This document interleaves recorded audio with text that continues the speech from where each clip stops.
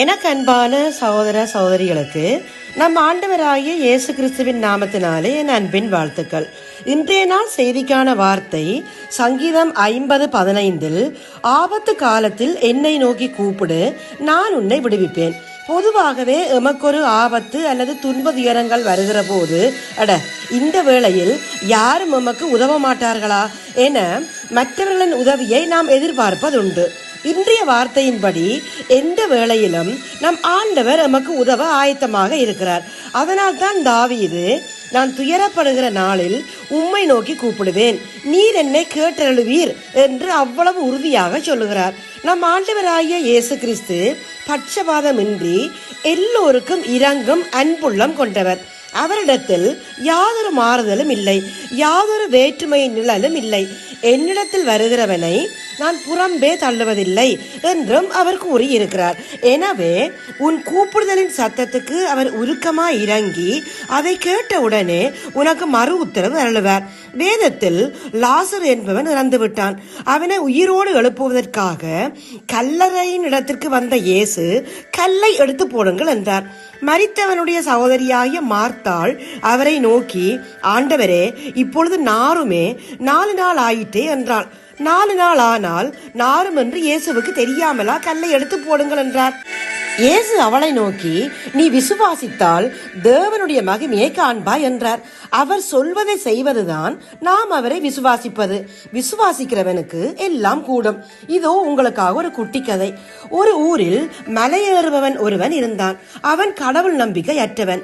சிறு சிறு குன்றுகளில் ஏறிக்கொண்டிருந்தவன் ஒரு முறை மிக உயரமான மலை உச்சியில் ஏற தீர்மானம் செய்தான். அவனது நண்பர்கள், உலக சாதனை செய்ய புறப்பட்டிருக்கிறாய், கடவுளிடம் பிரார்த்தனை செய்து கொண்டு தொடங்கு, அவர் உன்னை எந்தவித ஆபத்தும் அண்டாமல் காப்பாற்றுவார் என்றார்கள். மலையேறுபவன், எனக்கு என்னை காப்பாற்றிக் கொள்ள தெரியும், கடவுளின் உதவி தேவையில்லை என்று சொல்லிவிட்டு மலையேற தொடங்கினான். பல மணி நேரம் மலை மேல் ஏறிக்கொண்டே இருந்தான். ஒரு இடத்தில் சட்டென்று கால் இடற கீழே விழ ஆரம்பித்தான். நல்ல வேளையாக அவன் பற்றி ஏறிக்கொண்டிருந்த கயிறு பாறைகளின் நடுவே முளைத்திருந்த ஒரு மரக்கிளையில் சிக்கி கொண்டது.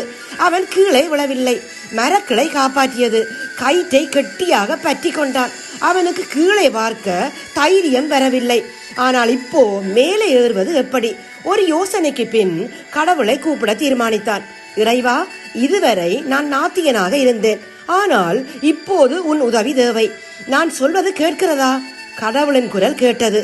உன்னிடம் இருக்கும் கத்தியை எடுத்து நீ பிடித்து தொங்கிக் கொண்டிருக்கிறாயே, அந்த கயிற்றை துண்டித்து விடு என்றார்.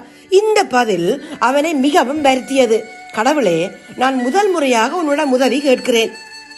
என்னுடைய பற்றுக்கோள் இந்த கயிறு ஒன்றுதான். அதன் உதவியுடன் தான் இப்போது கீழே விழாமல் தொங்கிக் கொண்டிருக்கிறேன். அதை துண்டித்து விட சொல்லுகிறாயே, நான் என்ன செய்ய என்று கீழே பார்க்கவே துணியாத அவன் கயிற்றை துண்டிக்க மறுத்துவிட்டான். அடுத்த நாள் அவனை மீட்க வந்தவர்கள் கயிற்றை கெட்டியாக பிடித்துக்கொண்டு இரவின் பனியும் குளிரும் தாங்காமல் விரைத்து போயிருந்த அவனை கண்டார்கள். அவன் தொங்கிக் கொண்டிருந்த மரக்கிளை நிலத்தில் இருந்து 5 அடி உயரத்தில் தான் இருந்தது. இதை கேட்டுக்கொண்டிருக்கிற என்ன கண்பானவர்களை, இங்கே இவனுடைய பின்னிலைமை எதையும் பாராமல் அவன் தன்னுடைய ஆபத்திலே கூப்பிட்ட போது கடவுள் அவனுக்கு உடனடியாக மறு உத்தரவு கொடுத்தார். ஆனால் அவனோ மார்த்தாளை போல பதிலளிக்கிறான்.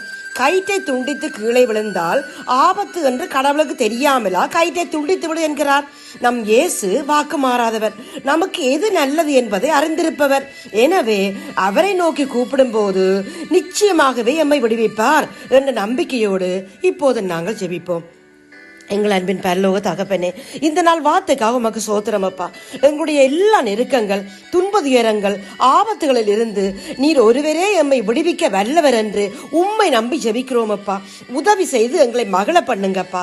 இந்த ஜெபத்தை இயேசுவின் நாமத்தில் எடுக்கிறோம் எங்கள் நல்ல பிதாவே. ஆமேன், ஆமேன், ஆமேன்.